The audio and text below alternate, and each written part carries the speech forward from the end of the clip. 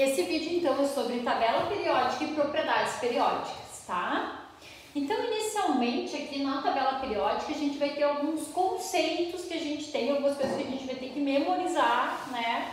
A gente tem um pouco de aversão a essa palavra memorizar, decorar, mas existem algumas coisas na tabela periódica que a gente tem que ter, né? Tem que decorar esses nomes, né? A tabela periódica ela sempre vai vir nas provas de vocês, só que ela vem em preto e branco, ela vem com um símbolo, o número atômico e a massa atômica. Não vem nome, por exemplo, que o Na é o sódio, que o K é o potássio, não vem, tá?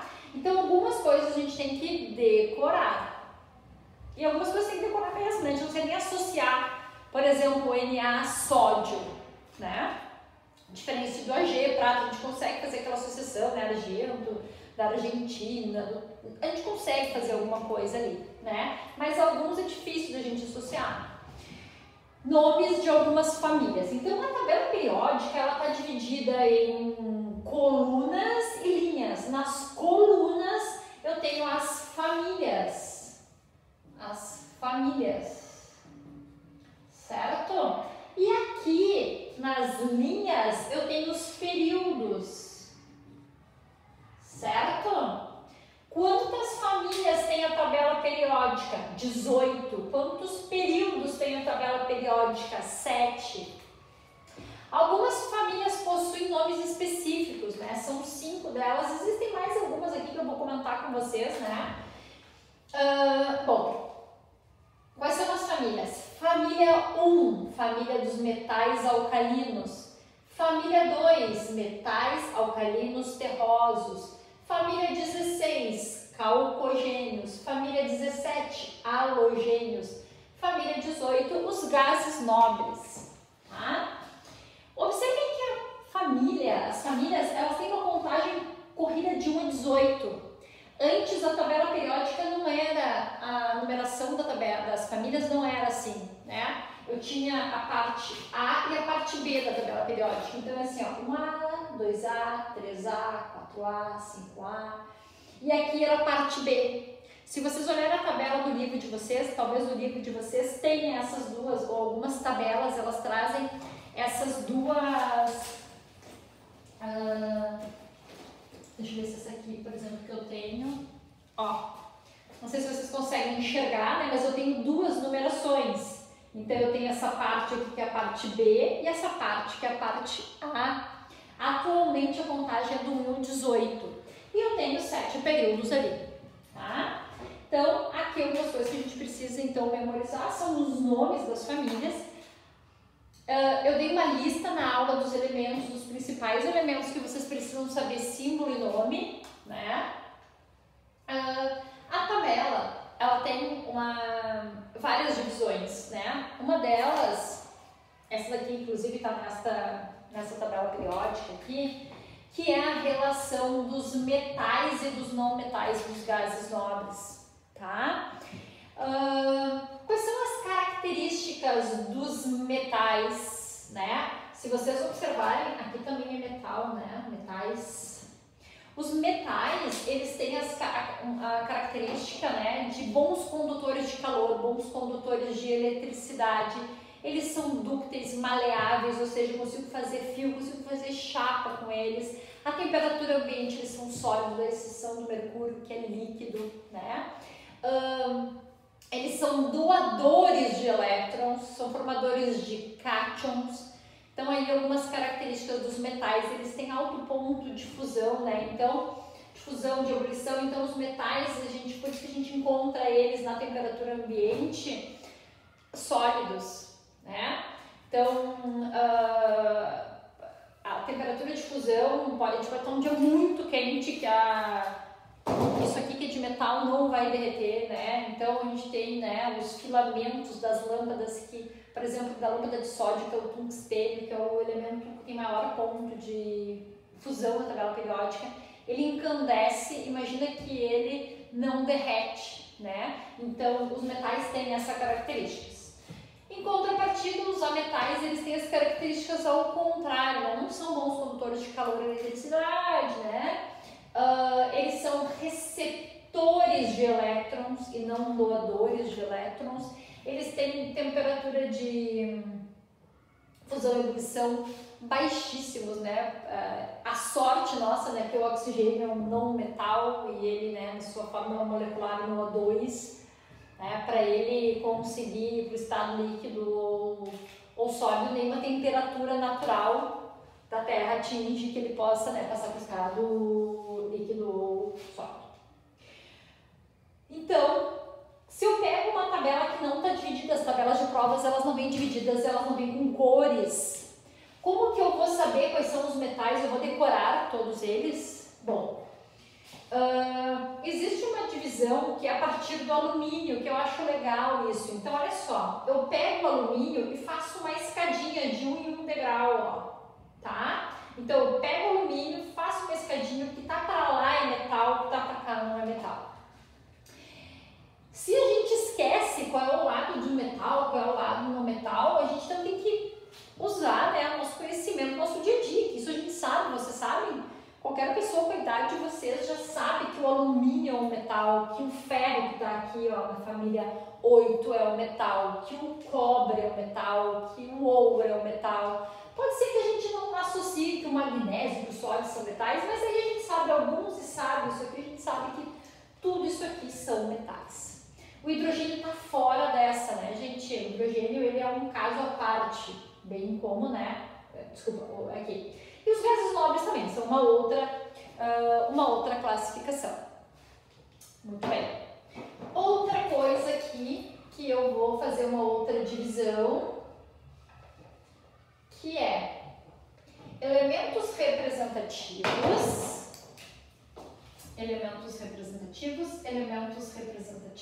transição e transição. Então, aqui estão os representativos.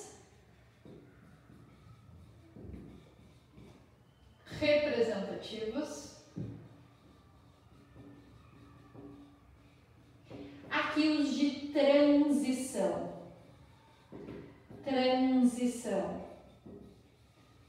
Aqui está escrito representativo, aqui está escrito representativo, transição. Para detalhar mais, esse daqui é transição interna, esse aqui é transição externa, certo? Por que o interno está fora e o externo está dentro? Porque, na verdade, esse transição interna está tudo aqui, ó, tudo aqui dentro, tudo na família 3, tá? E aqui é o sexto, sétimo período, que vai ser aqui dentro. Então, por isso que é transição interna. Mas o importante aqui vocês saberem que os representativos são dessas famílias altas aqui, transição aqui no meio e aqui. Então, esses elementos são elementos de transição e os representativos, certo? Agora a gente vai ver propriedades periódicas, isso é bem importante, tá, gente? Isso aqui que a gente viu até agora tem muito a ver, né, com o conteúdo do 9º ano, que é mais pra gente classificar, entender a tabela periódica, né? Então, se eu tenho lá cada quadradinho, né, vai começar por letra maiúscula e a segunda minúscula. Eu tenho que ver a legenda onde vai estar o número atômico, o número de massa, tá? Número de massa não, massa atômica. Muito bem. Agora vamos ver então propriedades periódicas. Propriedades periódicas. Certo? As propriedades periódicas, elas vão me dizer então onde está o maior átomo, qual é que tem maior tendência a ganhar, a perder elétrons, como que isso funciona, tá? Então, esta é a ideia das propriedades periódicas. A gente vai começar estudando a mais, eu acho que a precursora de todas, depois a gente tende o resto, tá? É o raio atômico, que é o tamanho do átomo. Então, eu vou usar muito o tamanho do átomo. Quanto maior o átomo, menor não sei o quê. Então, eu vou usar sempre esse conceito aí, tá? Então, eu tenho o raio atômico. Raio atômico, existem duas formas, né, de eu analisar. Primeiro, é na família. Quanto maior o número de camadas, então, vamos imaginar que eu tenho aqui, ó,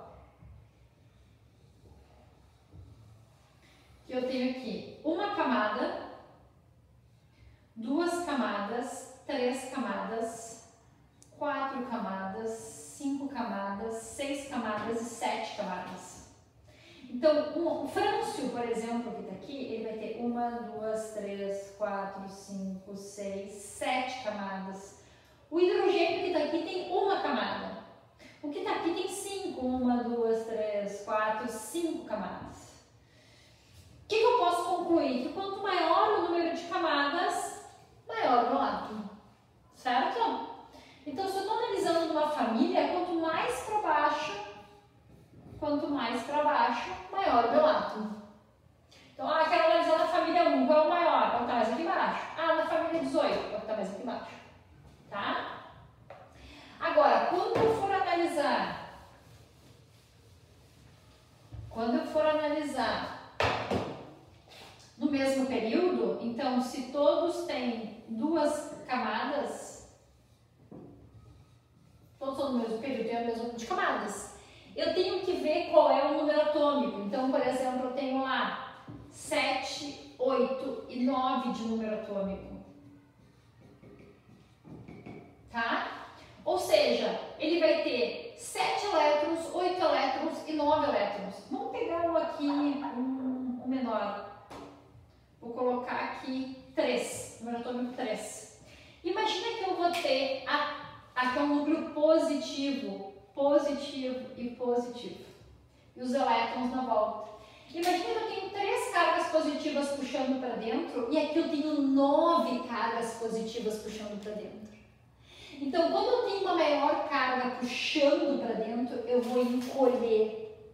Então, se eu estou analisando com o mesmo número de camadas, é quanto mais para a esquerda, maior o meu átomo, o raio atômico. Tá? Então, se eu for fazer uma análise do raio atômico, então eu vou colocar aqui, ó, raio atômico. Vou colocar uns gráficos aqui. Quanto mais para a esquerda e mais para baixo, maior o raio atômico. Tá? Agora, energia de ionização.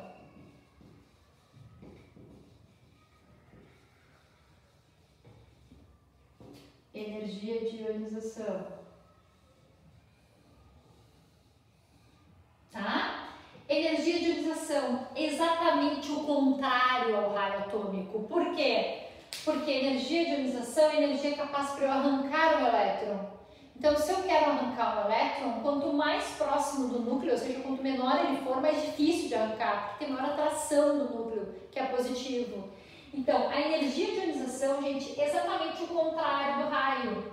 É quanto mais para a direita e mais para cima. O hélio é o maior. Vamos colocar assim, ó, aqui o maior é o frâncio, aqui é o hélio.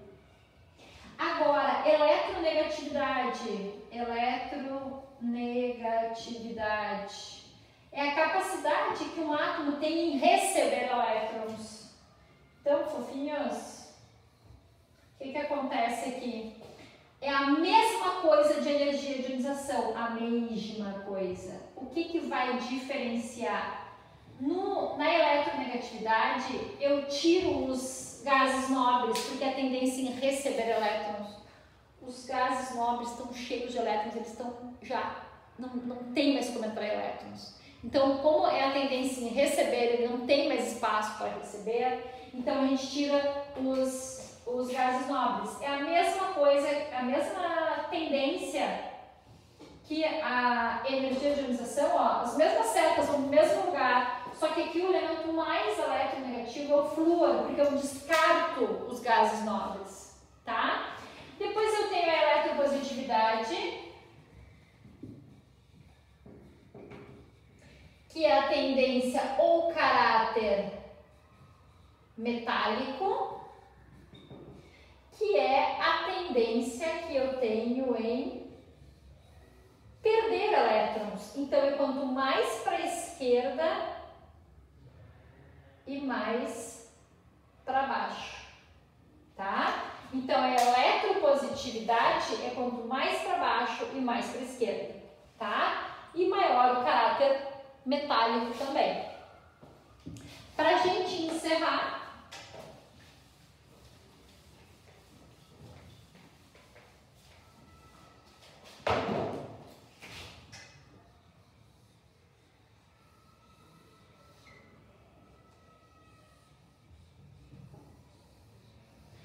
eu tenho aqui ponto de fusão e ponto de ebulição, tá? Que é uma exceção, quanto mais para cima, senão quanto mais para baixo e mais perto do tungstênio, maior o ponto de fusão e ponto de ebulição.